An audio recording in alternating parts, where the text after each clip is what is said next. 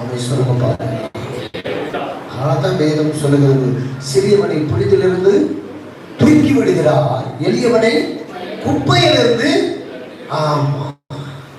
குப்பையிலிருந்து உயர்த்தி ராஜாக்கள் மத்தியிலே அமர செய்கிற கர்த்தர். அவன் சொல்லமா, இருந்து என்னை உயர்த்தி வைத்தீரே, ராஜாக்கள் நடுவிலே என்னை அமர செய்தீரே.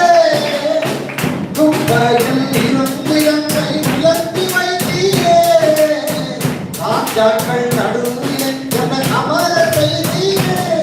என்னை உயர்த்தி வைத்தீரே, என்னை அழகு பார்த்தீரே, என்னை உயர்த்தி வைத்தீரே, தலை பார்த்தீரே.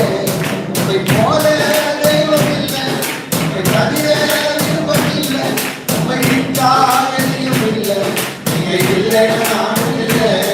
உன்னை போல